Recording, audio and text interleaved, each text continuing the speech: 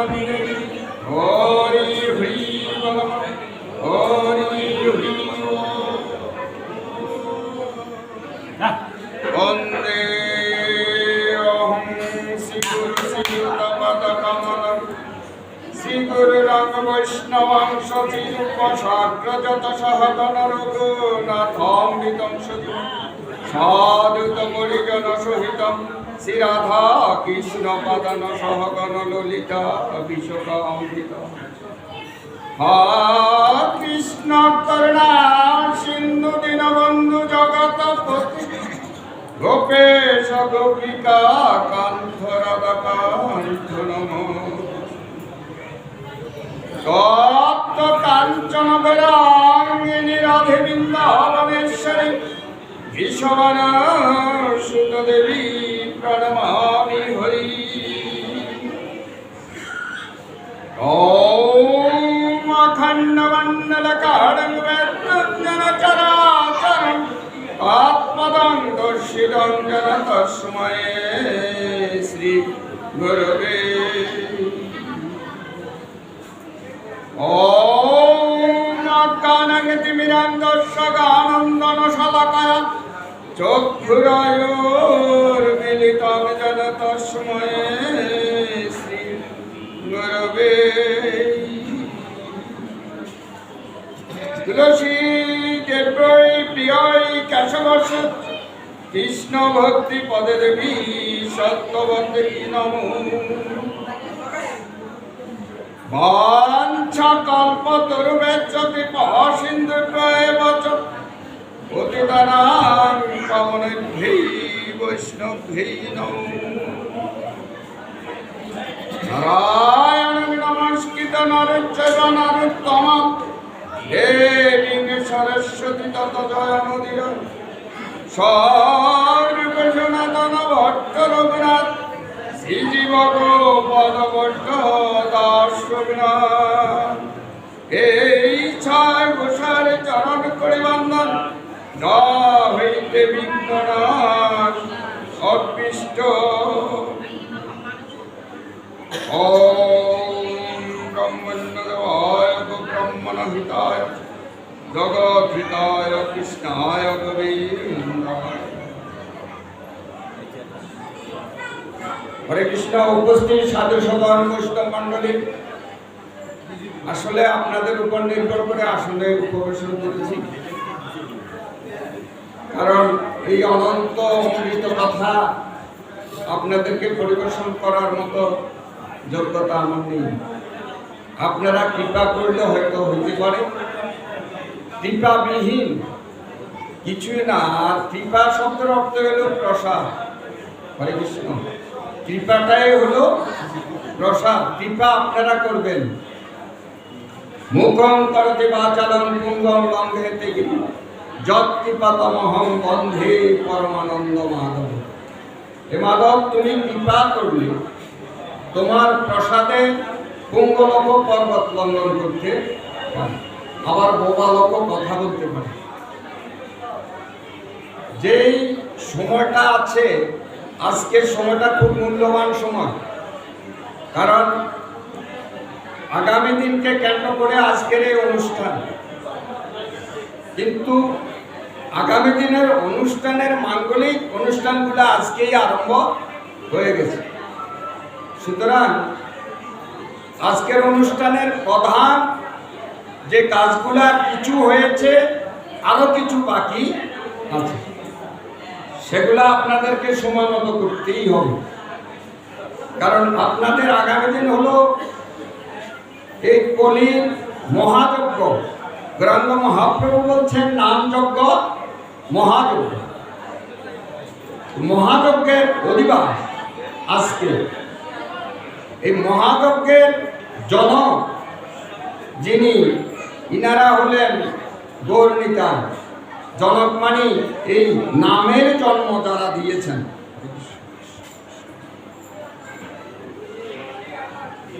ওনাদেরকে এখনো সাদর করা হয়নি।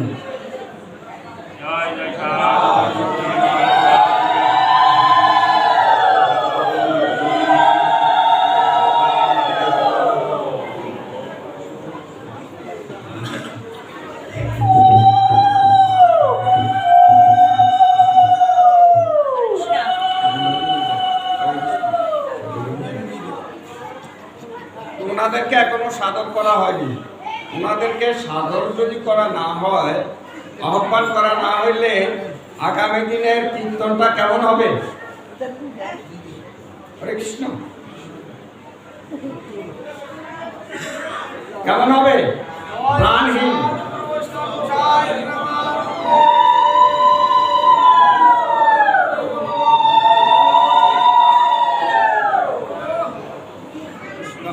প্রাণীর দেহ যেমন আগামী দিনের অনুষ্ঠানও হবে তেমন। সুতরাং ওনাদেরকে আহ্বান করতে হবে। এর পূর্বে আমরা একটু ভাগবতী কথা আস্বাদন করব। এই আস্বাদন অবস্থাতে কেউ কোনো অন্য মনস্ক হবে না।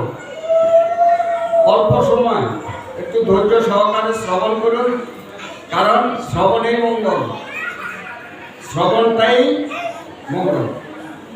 শ্রবণেই করতে এসে যদি শ্রবণ না করতে পারেন তাহলে তো অমঙ্গল হবে। হরে কৃষ্ণ। আজকে আমরা একটু আলোচনা করব নাম সংকীর্তনের উপরে। নাম সংকীর্তনটা কি? এটা কি কোনো যুগে ছিল না? প্রত্যেকটা যুগেই ছিল, কিন্তু কলিতে কেন তার তাহিকা শক্তি একটু বেশি, এবং নামের কোনো ভেদাভেদ নেই। কে করতে পারবে, কে পারবে না, কে উঁচু, কে নিচু, কে বা কোন সম্প্রদায়, এরকম কোনো ভাগাভাগ নেই। নামের অধিকার সবাই আছে। তবে এর ভিতরে একটু পার্থক্যতা আছে। উচ্চস্বরে নাম করা আর গোপনে নাম করা। গোপনে যা করি তাকে আমরা জপ বলি, মানে একই শব্দ বহুবার বলাটাকে বলে জপ। জপ করি। আর বহুরূপ নিয়ে যাহা করি তাকে বলে সংকীর্তন। গৌরাঙ্গ মহাপ্রভু বলছেন, দিনে করি আমি বহুরূপ নিয়ে নাম সংকীর্তন, রাত্রে করি অন্তরঙ্গ ভক্ত নিয়ে কৃষ্ণ রস। এখানে মনে হয় একটু ভাগ করে ফেলছেন, দুই ভাগ করলেন। একটা হলো বহিরঙ্গ আর একটা হলো অন্তরঙ্গ। হরে কৃষ্ণ। সবাই বসো, বসাই দেন, ওদেরকে বসাই দেন। ওরা শুনো, একটা হলো বহিরঙ্গ আর একটা হলো অন্তরঙ্গ। আমরাও দুই রকম আছি। কিছু ভক্ত আছি বহিরঙ্গ, কিছু আছি আমরা অন্তরঙ্গ। আমাদের মূল কথাটা হলো ধর্ম করা, নাকি? হরে কৃষ্ণ। আপনারা এই যে এটা কি বলে, এই দিগুলি ভাগ্যবান সবাই। প্রতি মাসে কয়েকবার, অনেক মাসে বহুবার একটা না একটা অনুষ্ঠান আপনাদের আছেই, এবং আপনারা সাধুরা সবাই সম্মিলিতভাবে একত্র হন। এই একত্রটা কিন্তু গোবিন্দ দর্শন করে। কি করে? গোবিন্দ দর্শন করে। আমরা যখন একত্রিত হই তখন আমাদের কাছে কি থাকে না? আমাদের কাছে কোনো অধর্মের কিছু থাকে? থাকে থাকে না। কারণ আমরা আসছি কোথায়? ধর্মীয় অনুষ্ঠানে, যেখানে যা কিছু হবে ধর্মীয়ভাবে হবে, অধর্মীয় কিছু হবে না। বেশি হয়ে যাবে না।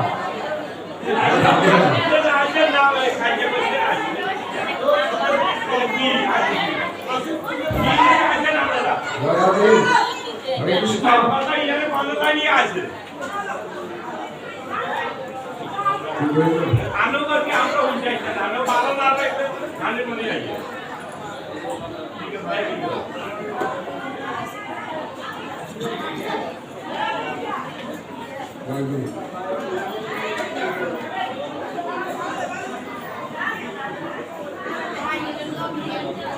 আপনারা মনে হয় সবাই জানেন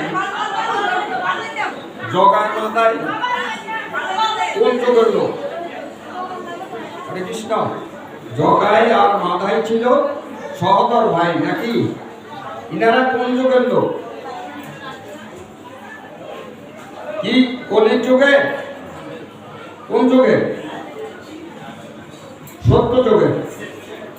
ওনারা এত উপরের স্তরে ছিলেন, স্বয়ং ভগবানের পার্শ্বদ নিকটে ছিলেন।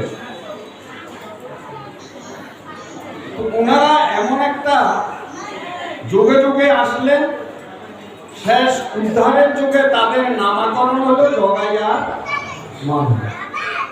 ইনারা সত্য যুগে ছিলেন কি? বৈকুণ্ঠের দ্বার রক্ষক, জয় বিজয়। সেখানে কি করছেন? সেখানে এমন একটা অপরাধ করেছেন, ধর্মীয় অপরাধ, যে অপরাধের কারণে হিরণ্যাক্ষ হিরণ্যকশিপু নাকি? এই হিরণ্যাক্ষ হিরণ্যকশিপুর কথা ভাগবতে আছে। ওনারা যদি দৈত্য হয়, অধার্মিক হয়, ওনাদের কথা কেন ভাগবতে আসলো? ভাগবতে তো আমার আর আপনার কথা নেই, আছে গোবিন্দের গুণগান কীর্তন। সেখানে কেন ওনাদের নাম আসলো? নিশ্চয় ওনারা আমাদের থেকে অনেক বড় পুণ্যবান। তাদের এই যে গত কিছুদিন আগে একটা অনুষ্ঠান করলেন, কি দোল পূর্ণিমা না অনুষ্ঠান করছেন না? ইনাদের বোনের কি নাম? হ্যাঁ, হোলি খেলা। ওনার বোনের নামে হোলি। হিরণ্যক্ষের বোনের নাম হলো হোলি। আর উনি এমন বিদ্যা, এমন ধর্ম লাভ করলেন, ওনাকে এমন বর দেওয়া হলো, আগুনে প্রবেশ করবে, পোড়া যাবে। তবে একটা সত্য আছে। সত্যটা হলো একটা বস্ত্র দিয়েছিলেন, যে বস্ত্র পরিধান করে যদি তুমি আগুনে প্রবেশ করো, তাহলে আগুনেও তোমাকে পোড়াইতে পারবে না। বাবা রে বাবা, কত বড় ক্ষমতা! ও চিন্তা করলো, আমি তো পোড়া যাব না, কৃষ্ণকে পুড়িয়ে দেব। কাকে? প্রহ্লাদকে। মানে কৃষ্ণ ভক্ত প্রহ্লাদ। কারণ বাবা বহু রকমের চেষ্টা করছে, তাকে মারতে পারে না। তখন ষড়যন্ত্র করলো, আমার এই বোনের একটা গুণ আছে, ওই গুণ দ্বারাই তাকে আমি আগুনে দেব। কি? বোন তাকে কোলে নিয়ে আগুনে প্রবেশ করবে, আর আগুনে সে পুড়ে যাবে, বোন তো পোড়া যাবে না। কিন্তু কি হলো, যখন আগুনে প্রবেশ করলেন, হোলি, এই যে হোলি খেলা বলেন, হোলির অনেক রহস্য আছে। এ তো সত্য যুগে, এ তো সত্য যুগে। এই হোলি খেলাটা সত্য যুগে ছিল। পরে কে পোড়া গেলেন? হোলি নিজেই পোড়া গেলেন, কিন্তু ভক্ত প্রহ্লাদ পোড়া গেলেন। কারণ কি? কি রহস্য দেখছেন? আর ওনারা কত পুণ্যবান। তারপরে রাবণ, কুম্ভকর্ণ, তারপরে আসলে জগাই। তো জগাই মাথায় যখন হলেন, তখন উদ্ধার হলেন কিভাবে? হরে কৃষ্ণ, এই হরির নামে।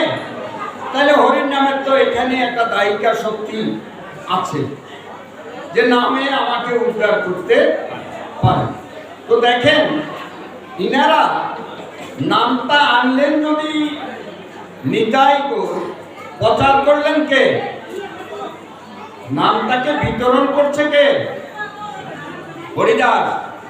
নামকে বিতরণ করলেন নিত্যানন্দ মহাপ্রভু। গৌরাঙ্গ মহাপ্রভু তো নাম বিতরণ করেন না, উনি নামের প্রতি কৃপা করেছেন। নামের ভিতরে এমন প্রসাদ দিয়েছেন যে তুমি নাম নাও, ইচ্ছায় যদি নাও তো নিবে, আর অনিচ্ছায় তোমাকে দেওয়া হবে। আর এই নাম যদি তুমি গ্রহণ করো, তাহলে নাম করতে করতে তোমার ভিতরে একটা প্রেমের অঙ্কুর উদ্গম হবে। ওই প্রেমটা হবে কার সাথে? নামের সাথে। নামের সাথে প্রেম করে কি হবে? নামের সাথে প্রেম করলে আমরা নামীকে পাবো। সেখানে বলছে নাম নামী অভেদ। নাম করতে করতে নেমে আসে নামী। তাহলে কৃষ্ণের নাম আর কৃষ্ণ একই কথা, তাই না? এই যে আমরা অনেক সময় ধর্মীয় অনুষ্ঠান করতে গিয়ে বা পূজা পার্বণে বা পিতৃ কাজে কি গায়ে দেই? উত্তরী। আরেকটা হলো, বলেন না, রামাবলী। হরে কৃষ্ণ। রামাবলী আর উত্তরের মধ্যে পার্থক্য কি? আকাশ পাতাল পার্থক্য। ওটার নাম রামাবলী নয়, ওটার নাম হলো নামাবলী। যদি রামাবলী বলি তাহলে ভুল হবে। ওর নাম হলো রামাবলী। এই রামাবলী কোনো অবস্থাতে অসুচি হতে পারে না, বা কাউকে প্রণাম করতে যদি চরণে লেগে যায় তাহলে কি হয়? নাম নামই যদি অভেদ হয় তাহলে আমি নামটাকে কোথায় দিলাম? এই জন্য একটু সতর্ক থাকতে হয়। ওটা গলায় দিয়ে বা দেহটাকে আচ্ছাদন করে অন্যকে প্রণাম করাও ঠিক না, ঠিক না? কিন্তু আমরা সেটা করি না। অনেক সময় আমরা শখের মাধ্যমে এটা ব্যবহার করি, তাই না? তবে এটা সতর্ক অবস্থাতে ব্যবহার করতে হবে। নাম আর নামী এক। নামের ভিতর এমন দিয়ে দিলেন যে গীত বুঝি না, গীতা বুঝি না। গীতা কত প্রকার? হরে কৃষ্ণ। ধর্ম করি আমরা, কুরুক্ষেত্রের গীতাটার সম্বন্ধে কিছু জানি, আর কোন গীতার সম্বন্ধে আমাদের ধারণা। বেদ গীতা আছে, শিব গীতা আছে, কি বলেন? ধ্বনি দেন।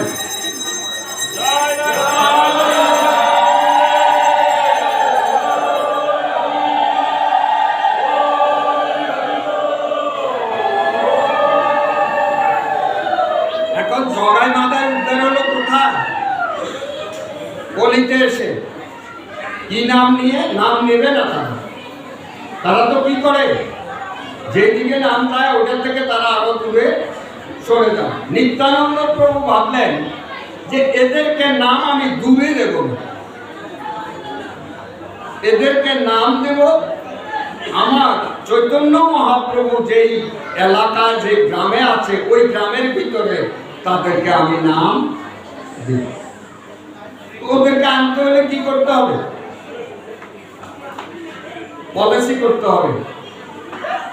তখন উনি পলিসি করলেন যে পাশে দিয়া যোগ দেব, নাড়া দেব। ওরা তো ক্রোধী, ওরা আসবে, আসি আমাকে আর পাবে না। এইভাবে আস্তে আস্তে তাদেরকে আমি আমার প্রভু যে গ্রামে আছে সেই গ্রামে প্রবেশ করাবো। সবাইকে নাম দিচ্ছে, জানে ওখানে আছে জগাই মাতায়। জগাই মাতায় বলতেছে আমাদের কাছে আসুক, যেদিন আসবে সেদিনে তারে শেষ। আর তারা বসে বসে কি করে? এরাও খবর জানে। তো নিত্যানন্দ প্রভু এই ভাব করলেন। আর কে সাথে আছে? ব্রহ্মহরিদাস। আনতে আনতে যখন প্রভুর নিজ গ্রামে আনলেন, এবার নাম দিতে গেলে তো তাদেরকে, তারা কি করলেন? নিত্যানন্দ প্রভুকে আঘাত করলেন। কি দিয়ে? যে কলসির মধ্যে তাদের মদ নেশাকিত, ওই কলসির গাড়া দিয়ে আঘাত করেছে কপাল। কপালটা ফুটু হয়ে গেল, রক্ত ঝরছে। এই অবস্থায় কি হতে পারে? আমরা যদি একটা লোক আরেকটা লোকের রক্ত জড়াইয়ে দেই কেমন হয়? হরে কৃষ্ণ, একটু উত্তর দেন। আপনি যে যত ধার্মিক হন, আপনি কি সহ্য করতে পারেন? আপনার সামনে যদি আপনার ছেলেটাকে কেউ আঘাত করে, আপনার সামনে আপনার ভাইকে যদি কেউ আঘাত করে, ন্যায় অন্যায় সেটা হবে পরে। আঘাতে যদি রক্ত ঝরে সহ্য হবে? এখন নিত্যানন্দ মহাপ্রভু আর গৌরাঙ্গ মহাপ্রভুর সম্পর্ক আপনারা সবাই জানেন। আমার গৌরাঙ্গ মহাপ্রভু বলছে কি কে করেছে? সাথে সাথে সুদর্শন চক্রকে আহ্বান। সুদর্শন চক্রটা কি? যেটা আসলে আর তার রেহাই নেই। আর আমার গোবিন্দ হাতে যা নেয় তাই সুদর্শন চক্র হয়ে যায়, সেটাই সুদর্শন চক্র হয়ে যায়। উনি যখন সুদর্শনকে আহ্বান করলেন, নিত্যানন্দ প্রভু তো এক হাতে ধরে রাখছেন কি রক্ত যেন বাহির না হয়, তারপরেও রক্ত ধরছে। আর বলছে তুমি কাকে ডাকছো? কেন তুমি সুদর্শনকে ডাকছো? তুমি কি প্রতিজ্ঞা করে আসছো? যেই যুগে তুমি নাকি অস্ত্র হাতে নিবে না, তাহলে তুমি অস্ত্র ডাকো কেন? তুমি তাহলে ত্রেতা যুগে চলে যাও, দাপরে চলে যাও। আর আঘাত করেছে আমাকে, তুমি কে? এই যে কথাগুলা হচ্ছে, কথাগুলা কে শুনতেছে? যারা এই ঘটনাটাকে ঘটাইলেন তারা আর নিত্যানন্দ গৌরাঙ্গ মহাপ্রভু। তখন গৌরাঙ্গ মহাপ্রভু নিস্তেজ হইলেন, ক্রোধটাকে সংবরণ করলেন যে না, কথা তো ঠিক, আঘাত আমাকে করেছে। এইদিকে জগাই মাতাই যে কত ধার্মিক, তাদের ভিতরে সায় দিল যে সুদর্শন চক্র আসলে আর কাহারও রেহাই। এই সুদর্শন থেকে আমাকে রেহাই করলো কে? নিত্যানন্দ প্রভু। তাইলে তার মতো দয়াল পৃথিবীতে আর, তাহলে ওর চরণে যদি আমরা আশ্রয় নেই, আর কি ভয় আছে আমাদের? অভয়া চরণ। চরণ অনেক প্রকার, একটাকে বলে শীতল চরণ, আবার বলে রাঙ্গা চরণ, আবার বলে যুগল চরণ, আবার বলে অভয় চরণ। এরকম চরণে যদি আশ্রয় নেওয়া যায় তাহলে তো আর আমাদের কোনো ভয়। এই দয়াল আর পৃথিবীতে দ্বিতীয় কেউ নেই। এই বলে ওনার চরণে যখন আশ্রয় নিতে গেলেন, উনি কিন্তু চরণ আশ্রিত করেন না, বিতাড়িত করে দিলেন। তারপর তারা গেল গৌরাঙ্গ মহাপ্রভুর কাছে, যে উনি এত হলেন সর্বে সব। তাহলে কার কাছে যেতে হবে? গৌরাঙ্গ মহাপ্রভুর কাছে। কিন্তু প্রভু খেলাটা জগৎকে দেখাই দিলেন, এ জগৎ এইভাবে ক্ষমা হয় না। অপরাধ তো আমার কাছে করনি, অপরাধ যেখানে করেছ সেখানেই তোমাকে ক্ষমা চেতে। তাহলে পাঠাইলেন কোথায়? এইবার দুইজনের মধ্যে কথোপকথন হচ্ছে, গৌরাঙ্গ মহাপ্রভু আর নিত্যানন্দ প্রভু। গৌরাঙ্গ মহাপ্রভু বলছে অপরাধ তোমার কাছে করেছে যারা, তুমি ক্ষমা করলে ক্ষমা হবে, আমার কাছে তো তাদের ক্ষমা নেই। বলে আমার কাছে তো দুইজনে অপরাধ করেনি, আমাকে তিনি আঘাত করেছেন, তিনি না হয় আমার কাছে ক্ষমা চাই। আর তার সাথে যে ছিল সে তোমার কাছে ক্ষমা। তাহলে দুইজনে কিন্তু দুইজনের শরণাশ্রিত হয়েছে, দুজন একই জনের কাছে শরণাশ্রিত। সে খবরটা জানেন? বলে জানার কি দরকার? জয় বিজয় নাম জানি, শুনেছি, একটা গল্প হয়েছে বা একটা লীলা হয়েছে, কিন্তু আপনি আমি কি করছি? হরে কৃষ্ণ। ধর্ম করতে এসে তো আমরা বিবাদ করি না? তাহলে এই ধর্মের কি আমাদেরকে ধর্মে ক্রিয়া করছে না, না আমরা ধর্মকে গ্রহণ করছি না? দ্বিধাত থেকে ধর্ম আসছে, দ্বিধাতু শব্দের অর্থ কিছু ধারণ করা। দ্বিধাতু মানে আমাকে কিছু ধারণ করতে হবে। কি ধারণ করবে? কি রাধা গোবিন্দকে ধারণ করলাম, না গুরু ধারণ করলাম, না চৈতন্য ধারণ করলাম? এরকম একটা না একটা আমাকে ধারণ করতে হবে। ওনাকে ধারণ করে তারপর ওনার ভজন করতে হবে। এখন এরকমও আমাদের মধ্যে আছে, দেখেন, পশু যেমন আচরণ করে, মনুষ্য হয়ে, সাধু হয়ে, ভদ্র হয়ে, অনেক লেখাপড়া শিখে গান অর্জন করে গান পাপী হয়ে গেল। গান অর্জন করেছি, আমার উপাধি আসলো গান পাপী। যেমন বিভীষণ, গোবিন্দের সাথে কি সম্পর্ক তার? সুন্দর সম্পর্ক নাকি? কিন্তু তার উপাধি হলো ঘরের শত্রু বিভীষণ। এখন আমাদের এই ধর্ম ঘরের শত্রু আমরা হইলাম বিভীষণ। বলে কেমন? প্রভু, এই রাজসূয় যজ্ঞমগ্ন তুমি করার জন্য করবে, সব রাজারা সেখানে আসবে, কিন্তু আমার দ্বারা সবাইকে প্রণাম করা হবে না।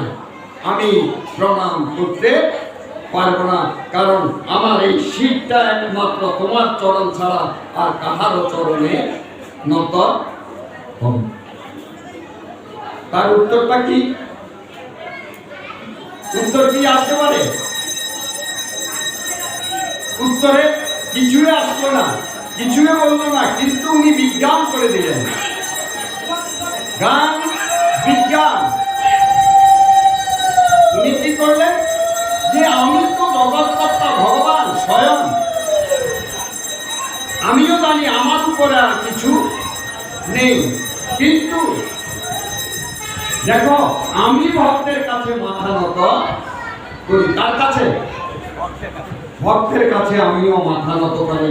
ভক্ত আমার থেকেও বড়। যেমন বলেন, কথায় কথায় বলেন, কিন্তু এটাকে আসলে একটু চালনা করেন না, যে আমার থেকে আমার নাম বড়, আমার নামের চাইতো আমার ভক্ত। তাইলে আজকে আমি নিজে স্বয়ং যুধিষ্ঠিরকে প্রণাম করব। মনে মনে ধারণ করলেন। কি ধারণ করলেন? আজকে ভক্তকে আমি প্রণাম করব। আমি যখন ভক্তকে প্রণাম করব, তখন দেখবে বিভীষণ আমি কি করি। যে বিভীষণ আমাকে ছাড়া আর কাউকে প্রণাম করবে না।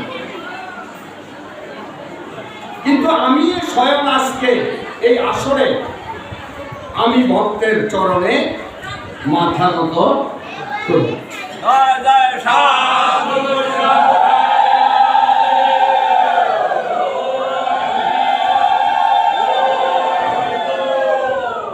এখন দুইজনেই তো প্রস্তুত। যে আসবে কে? প্রবেশ করবে কে? প্রবেশ করবে কৃষ্ণ স্বয়ং, কারণ উনি না আসলে আসর আরম্ভ হবে না।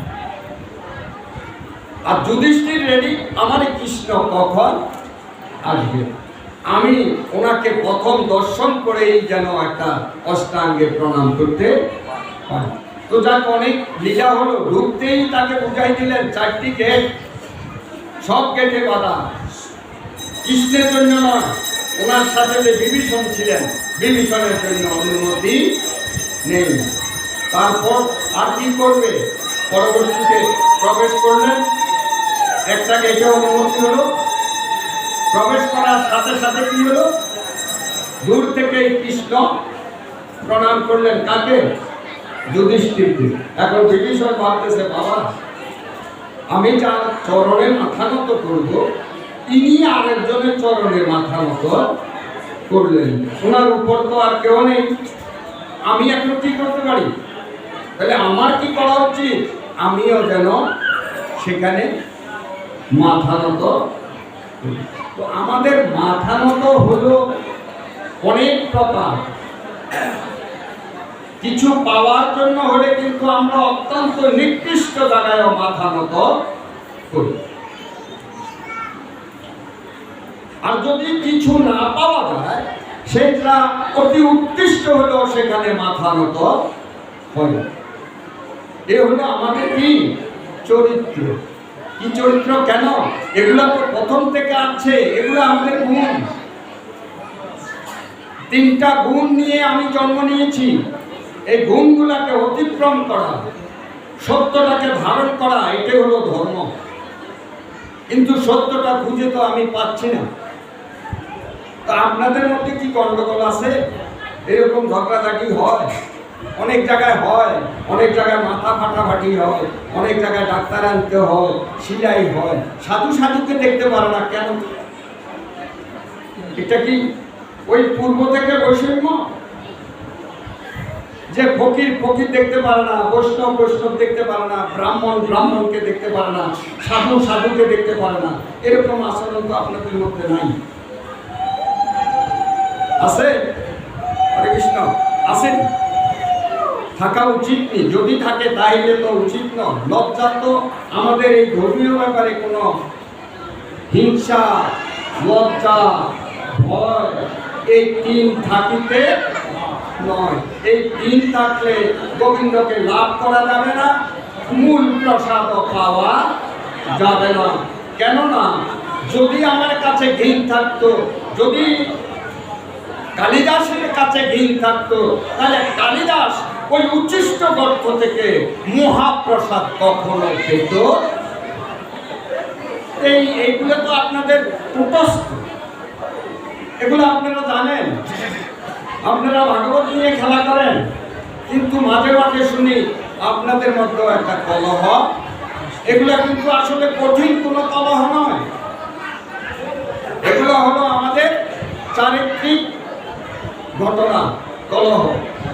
এগুলো ধর্মীয় কলহ। এরকম কলহ যদি থাকে তাহলে এই সমস্ত ধর্ম আসলে এসে বা এই ধর্ম করে কোনো লাভ। আপনাকে অহংকার ছাড়তে হবে। সিং ব্যাঙ্গে বাছুরের দলে প্রবেশ করতে হয় অনেক সময়, তাই না? হ্যাঁ, আপনারা তো অনেকের নাম শুনেছেন। কার? ঠাকুরের নাম শুনেছেন তো? মায়ের ভক্তকে রামকৃষ্ণ পরমহংস দেব, উনি বেশ্যাপাড়ায় ঢুকছেন, তাই না? কিন্তু যিনি দেখেছেন তিনি জানে যে এটা হলো বেশ্যা পাড়া। যিনি বেশ্যাপাড়ায় ঢুকেছেন উনি জানে না এটা যে বেশ্যা, এবং বেশ্যার কাজ কি, ক্রিয়া কি, কর্ম কি, তাও উনি জানেন না। জানে না? তাহলে সাধুরা তো সব কিছু জানেন, জেনে শুনে কলহ করেন কেন? হরে কৃষ্ণ। আজকে নামের কথা বলবো, আবার না বসতে বসতে 2টা সংকেত আসলো, মানে এটাকে কি বলে? সংকোচ, একবারে ছোট করে দেওয়ার জন্য। এখনো আমরা তো নামের ভিতরে প্রবেশই করিনি। যে 2-1টা কথা বলবো, যে শাস্ত্র আমাদেরকে এগুলা কেন দেখাইলেন, এই লীলাগুলো আবার আমাদের কাছে কেন তুলে ধরলেন। আমাদেরকে নিজে নিজে যদি নিজের চরিত্রটাকে গঠন করা যায়, শুদ্ধ করা যায়, তাহলে এর থেকে উত্তম আর কিছু হইতে পারে।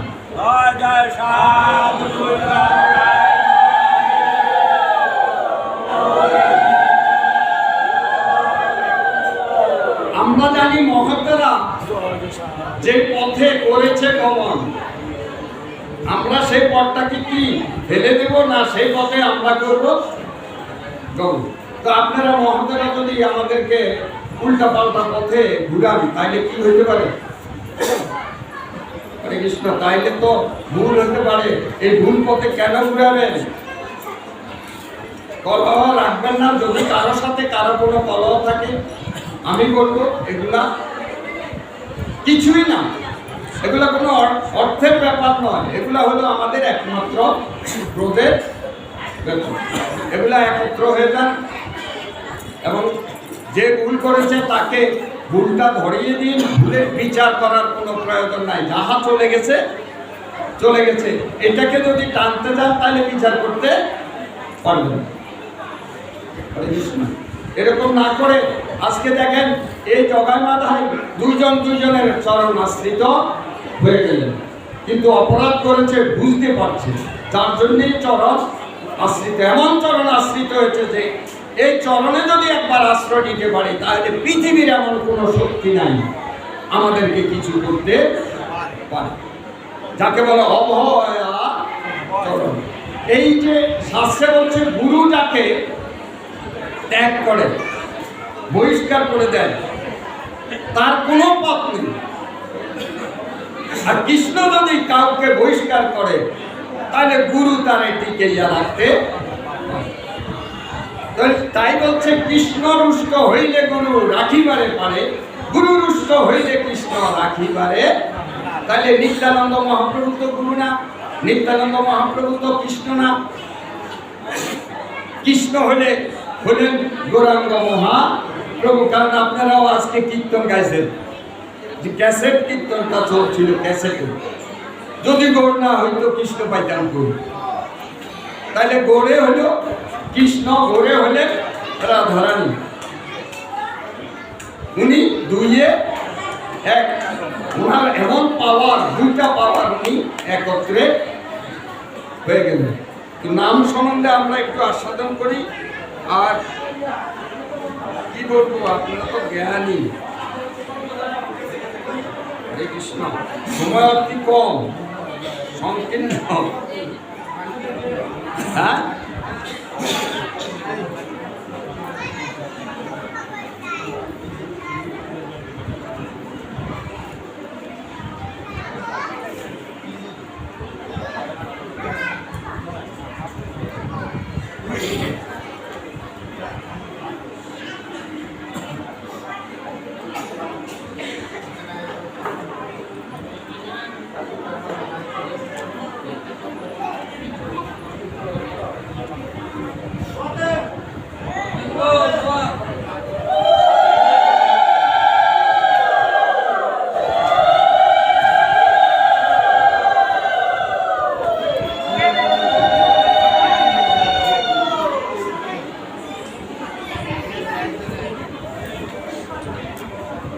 একটা শ্লোক আস্বাদন করেন। বলছে সংকীর্তন যজ্ঞে করে কৃষ্ণ আরাধন, সেই তো সুমেধা পায় কৃষ্ণের চরণ। তাইলে সংকীর্তন যজ্ঞ এটা হবে কবে? আগামী দিন। কিন্তু যজ্ঞের পূর্বদিন হলো আজকে। যজ্ঞের যে মাঙ্গলিক অনুষ্ঠানগুলো আরম্ভ হয়ে গেছে আজকে। এখানে বলে গেলেন সংকীর্তন যজ্ঞে করে কৃষ্ণ আরাধন, সেই তো সুমেধা পায় কৃষ্ণের চরণ। তাহলে মেধা দুই রকম, একটা হলো সুমেধা আর একটা হলো কুমেধা। তাহলে মেধাহীন কোনো কিছু বুদ্ধি আছে, একটা কুবুদ্ধি আর একটা হলো সুবুদ্ধি। এখানে বললো যারা সংকীর্তন যজ্ঞে কৃষ্ণ আরাধনা করে তারা হলো সুমেধা। তাহলে এই কীর্তনটা যারা আয়োজন করেছেন, যারা এর পিছনে তাদের ন্যূনতম একটু শ্রম আছে, তারা উপকৃত, তারা সুমেধাধারী, এলাকাবাসী সুমেধাধারী।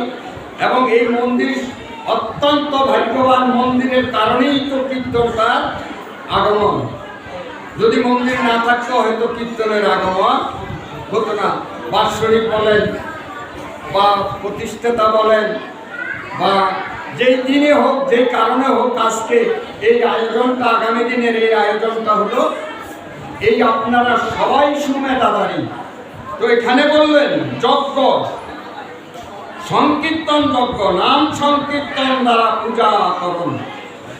তাহলে যজ্ঞ দ্বারা কৃষ্ণের পূজা হয়। কি হয়? নাম দ্বারা কৃষ্ণের পূজা হয়। নাম সংকীর্তন উপাচার দ্বারা ইষ্ট দেবতা পূজা করুন, অথবা নাম সংকীর্তন সঙ্গকরণ, সর্বদা সংকীর্তন কর, অথবা সংকীর্তন রূপ যজ্ঞ নাম সংকীর্তন করো। শ্রীকৃষ্ণের আরাধনা কলিতে বলছে, কলির যুগে শ্রীনাম সংকীর্তন দ্বারা শ্রীকৃষ্ণের আরাধনা করিবার বিধি শাস্ত্রে বিহিত। তাইলে যে নামটা হবে এই নামটা কেউ যদি আগামী দিন বলে আমি নাম শুনবো না, আমি হয়তো আসবো একটু প্রসাদ নিয়ে যাব, বা প্রসাদের জন্য আসবো না, প্রসাদ আমার বাড়িতে যাবে, পৌঁছে যাবে। নাম বলে আমি তোকে ছাড়বো না, তুই যদি 7টা কম্বলও মাথায় দিস তারপরেও আমি তোর ভিতরে প্রবেশ। এই উচ্চস্বরে যারা নাম করে তার তো নিজে উপকৃত, পশু পাখি, পাপি তাপি, অসাধু, বৃক্ষ লতা যা আছে সবাই কি হয়? উপকৃত হয়। তাইলে এমন একটা যজ্ঞ আপনারা আয়োজন করেছেন যার দ্বারা সবাই এলাকাবাসী উপকৃত। এই আওয়াজটা যতটুকু যাবে সবাই কি হবে? উপকার হবে। শাস্ত্রে তাও বলল সুমেধা ব্যক্তি সুবুদ্ধি, মানে কি? সুবুদ্ধি ব্যক্তি। কি জন্য বলল? সাধকের সমস্ত অনর্থ দূর করিয়া তাহাকে প্রেম দান করেন এবং প্রেম দিয়া স্বীয় চরণ সেবা দান করেন। কে? এই নাম কীর্তন।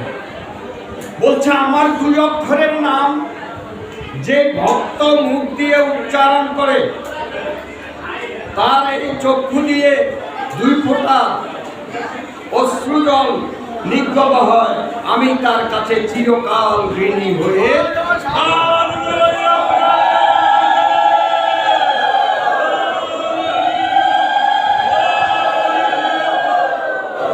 বলে বাবা, যদি নাম দ্বারা এত উপকৃত হয়, নাম তো 5 বছরের একটা শিশুও জানে, যারা এখন হই হল্লা করছে তারাও জানে, তারা কেন উদ্ধার হচ্ছে না? প্রশ্ন আসে না? তারা কেন উদ্ধার হতে পারছে না?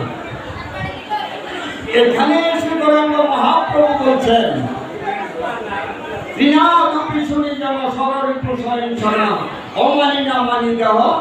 কীর্তনিয়া সদা করি। বলে এই শ্লোক তো আমারই স্বরচিত, আমারই লিখিত, আমি তো তার অর্থটা কখনো উপলব্ধি করতে পারি নাই। আমি শিক্ষা অষ্টক শ্লোকের এই একটি শ্লোক, কিন্তু এর অর্থ কি দাঁড়ালো আমি তাহা কখনো উপলব্ধি করতে পারি নাই। আমরাও ঠিক তদ্রূপ নাম করে নাম করতে জানি না, নাম আমাদের হয় না, তাই নামে আমাদেরকে ক্রিয়া করে না। বলে কেমন করে হবে? বাজারে যেতে করি, হাটে করি, গাড়িতে করি, পথে করি, রাস্তায় করি, দোকানে করি, নাতিনকে স্কুলে নিতে করি, তাইলে আর কি বাকি রাখি? এই যে করেন, এই করণটা শাস্ত্র দেখবেন, যে শাস্ত্র থেকে পেয়েছেন যে নাম করো, নাম করলে তুমি মুক্তি লাভ করবে, তারই 8টা পৃষ্ঠা পরে দেখবেন কি আছে, কিভাবে আপনাকে নামটা করতে। এখানে নাম সংকীর্তন চলছে, আমিও আসলাম, কিন্তু আমার কাছে মালা আধারী, আমি এখানে একটা ভিড়ের সাথে ঠেক দিয়ে এবার কীর্তনও শুনতেছি, মনোযোগ হলো কীর্তনের দিকে, হাসির সুরের দিকে, বা একটা লীলার দিকে, নামও আমি জপ করতে আছি। এখানে কোনটা হবে? হরিভক্তি বিলাস করেন,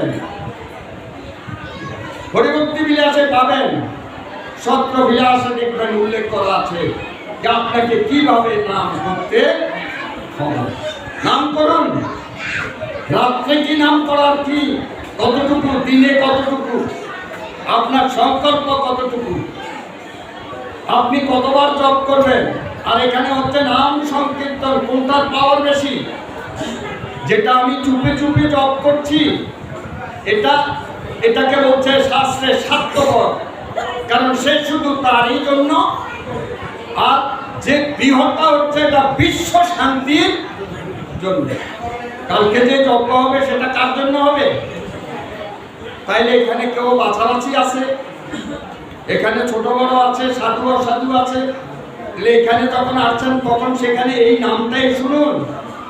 আরেকটা কথা, নামে যে এত রস তো আস্বাদন করতে পারছি না, কতবার বলছি, তারপরও আস্বাদন হচ্ছে না। কেন হচ্ছে না? শুনেছি নামে নাকি রস আছে, রড যদি না থাকে তাহলে কান্না আসে কেন, বিচারটা কেন আসে?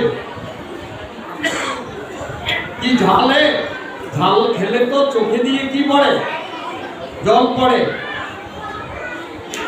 হাসলে কেন জল পড়ে? কান্না করলে তো জল পড়বেই, কিন্তু হাসতে গেলে কেন পড়ে? দুঃখের হাসি আর হলো সুখের হাসি, একটা বিকার আছে দেহের মধ্যে। নাম তো জানি না করতে, কিন্তু নামকে নিয়ে অহংকার করছি। আমি এই এলাকার একজন ভালো জপ, আমি জপ করি, আমি মালাধারী, কিন্তু মালা কখন নিতে হবে, মালা নিয়ে কি করতে হবে এটা আমার জানা, তাই আমার নামও হয় না। বলে মিষ্টি, খুব মিষ্টি মিষ্টি। যে একটা গল্প দিয়েছেন সাধুরা, যে গাধা আর গাধি দুটেই পালে এক গৃহস্থে। গাধা দিয়ে কি হয়, বোঝা বহন করা। তারা পাহাড়ে থাকে, তো পাহাড়ের ভিতরে তো গাড়ি উঠতে পারে না, ওই গাধার পিঠে করে তারা কিনা মাল বোঝাই করে দেন। তো গাধি বাচ্চা পেটে আসলো, এখন গৃহস্থ ভাবলো এই গাদিটাকে দিয়ে এখন আর বোঝা টানা ঠিক নেই। গাদি তো খুব খুশি হয়ে গেলেন যে আমি একটা 1 বছরের জন্য বিশ্রাম পেলাম, এই 1 বছর আমার শুধু আরামসে খাওয়া, এছাড়া আর কোনো কর্ম আমার দ্বারা হবে না। এখন চাপটা কার উপরে বেশি পড়ে, গাধার উপরে। গাদির কাজটাও গাধা করতে হয়। রাত্রে দুইটা একত্রে, দুইটাকে দুইটা পিলারের সাথে বাঁধছে, একটা আর একটাকে জিজ্ঞেস করতেছে। গাদি জিজ্ঞেস করতেছে আস্তে আস্তে যে আজকে কি মাল বহন করছো? গাধা খুব রাগ করলেন, তোমার তো ঘরে বাচ্চা আছে, যার জন্য তোমার আর কাজ করা প্রয়োজন নেই। গৃহস্থ তোমাকে অব্যাহতি দিল। আরে কৃষ্ণ, কি দিল? অব্যাহতি দিল। বলে আজ কয়টা দিন তো চিনি টানছি, চিনির বস্তা, এখন আমার পিঠে অবস্থা খারাপ হয়ে গেছে। তো গাদি আস্তে আস্তে জিজ্ঞেস করতেছে চিনি কি, এটা দেখতে কেমন? কথা কম বলো না, আমার একটু বিশ্রামের সময়, তুমি এখন আমার লগে গল্প করো। চিনি কেমন জানো না? বলে আচ্ছা তুমি কোনোদিন চিনি খাইছো? বলে না। বলে তুমি যে গাধা, দেখো গাধাই এত বস্তা চিনি টাইলা, চিনির স্বাদ তুমি নিজে জানো না। আমাদের অবস্থা অনেকটাই তরুণ, আমরা এমন গাধা। আমি দেখতেছি এমন অবস্থা আমাদের, আমরা যাহা বহন করি, কষ্ট করি, তা বুঝি না। বুঝতে পারছেন? নামের দায়িত্ব শক্তি দেখিয়েছেন হরিদাস। হরিদাস ছিলেন ব্রহ্মা সৃষ্টিকর্তা, আর মর্তে যখন আসলেন নাম নিয়ে আসলেন, ওই নামের কাছে বেশ্যা পর্যন্ত পরাজিত হয়ে গেছে। যখন আমি ব্রহ্মা, তখন আমি নাম জানি, আমি এ নাম প্রচার করেছি, নাম দিয়েছি, কিন্তু নামের গুণ আমার উপরে কার্যকরী হয় নাই। যদি হতো তাহলে কাম আমাকে বান মারলো, আমি কামের তাড়নায় আমি আমার কন্যার দিকে ধাবিত হইতেছিলাম। আরে মর্তে নাম নিয়ে এসে কামিনী আছে আমাকে জয় করার জন্য, সে কামিনী আমার চরণ আশ্রিত হয়ে গেছে। লক্ষ্য হীরা, তার নাম বেশ্যা। কোথায়? বেনাপুরে। তাহলে নামের দায়িকা কি শক্তি দেখালেন কে? হরিদাস। যে প্রভু আর কি খেলা, আর কি দায়িকা শক্তি দেখতে চাই? আমি নাম দিয়ে কামিনীকে পর্যন্ত জয় করে। তাহলে নামের কি দায়িকা শক্তি? অজামিলও এরকম দেখালেন। নাম অভ্যাস করতে গিয়ে তিনি বিষ্ণু লোকে চলে গেলেন। ছেলের নাম রাখছে নারায়ণ, বৈকুণ্ঠের নারায়ণকে কখনো ডাকতো না। ওই ছেলেটাকে ডাকতে ডাকতে বৈকুণ্ঠের নারায়ণ তার প্রতি আজকে আসলে সময় অত্যন্ত সংকীর্ণ। তার কারণ হলো একটু আগে যদি বসতেন তাহলে এত সংকীর্ণ হতো না। নাম সম্বন্ধে কিছুই জানেন না, চৈতন্য খুললে প্রথম থেকে 3টি অধ্যায়ে শুধু নাম ছাড়া আর অন্য কিছু নেই। এই নাম দিয়ে রাধারানী কৃষ্ণকে জয় করেছেন। হরে কৃষ্ণ। আজকের মতো আলোচনা এখানে, যেহেতু সময় তো আরো আছে, অধিবাস কীর্তন করতে হবে, তারপর আরো অনেক অনুষ্ঠান আপনাদের বেড়ে গেছে। আজকে এখানে বিশ্রাম। জয় জয় চৈতন্য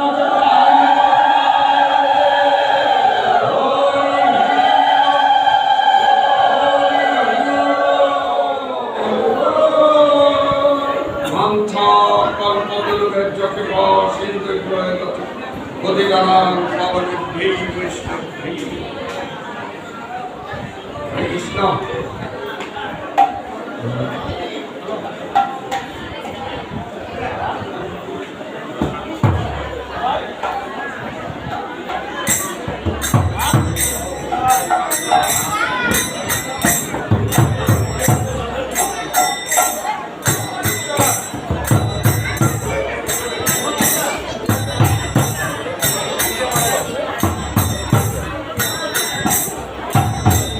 দাদা, একটু একটা কথা ভুলে গেছি আমি। আমার কাছে আসছিল যে আপনাদের এই মন্দির উদ্বোধন, সর্বপ্রথম যে মন্দিরটা উদ্বোধন করেছেন তিনি কে? তিনি তো আজকে এই জগতে নেই। ঠাকুর বাড়ির কি নাম?